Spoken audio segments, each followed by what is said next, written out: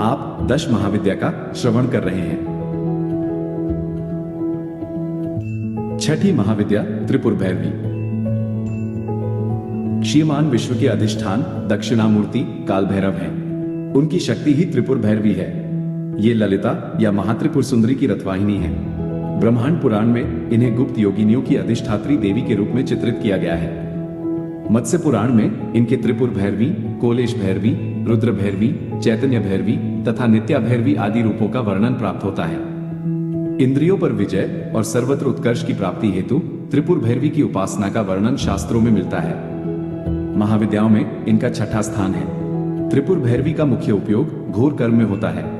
इनके ध्यान का उल्लेख दुर्गा सप्तशती के 3 अध्याय में महिषासुर वध के प्रसंग में हुआ है। इनका रंग लाल है।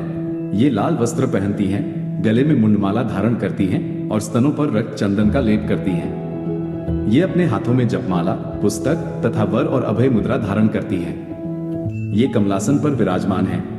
भगवती त्रिपुर भैरवी ने ही मधुपान करके महिष का हृदय विदीर्ण किया था। रुद्रयामल एवं भैरवी कुल सर्वस्व में इनकी उपासना तथा कवच का उल्लेख मिलता है। संकटों से मुक्ति के लिए भी इनकी उपासना करने का विधान है। घोर कर्म के लिए काल की विशेष अवस्थाजनित मानों को शांत कर देने वाली शक्ति को ही त्रिपुर भैरवी कहा जाता है। इनका अरुण वर्ण विमर्श का प्रतीक है। इनके गले में सुशोभित मुंडमाला ही वर्णमाला है। देवी के रक्तलिप पयोधर रजोगुण संपन्न सृष्टि प्रक्रिया के प्रतीक हैं। अक्षजपमाला वर्ण समन्वय की प्रतीक है।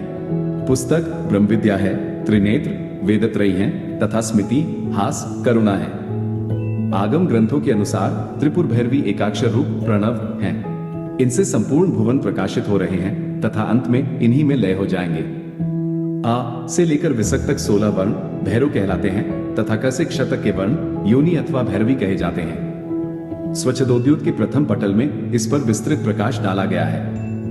यहाँ पर त्रिपुर भैरवी को योगीश्वरी रूप में उमा बतलाया गया है।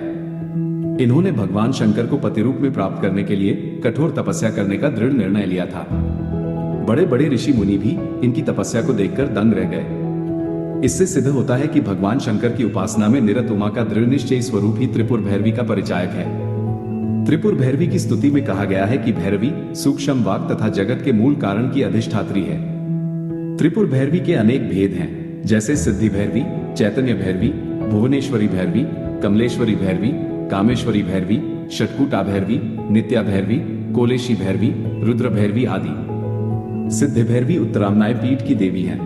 नित्या भैरवी पश्चिममनाय पीठ की देवी हैं। इनके उपासक स्वयं भगवान शिव हैं। रुद्र भैरवी दक्षिणामनाय पीठ की देवी हैं। इनके उपासक भगवान विष्णु हैं। त्रिपुर भैरवी के भैरव वटुक हैं। मुंडमाला तंत्रानुसार त्रिपुर भैरवी को भगवान नरसिंह की अभिन्न शक्ति बताया गया है। सृष्टि में परिवर्तन होता रहता है। इसका मूल कारण आकर्षण विकर्षण है। इस सृष्टि के परिवर्तन में क्षण क्षण में होने वाली भावी क्रिया की अधिष्ठात्र शक्ति ही वैदिक दृष्टि से त्रिपुर भैरवी कही जाती है। त्रिपुर भैरवी की रात्रि का नाम कालरात्रि तथा भैरव का नाम काल भैरव है।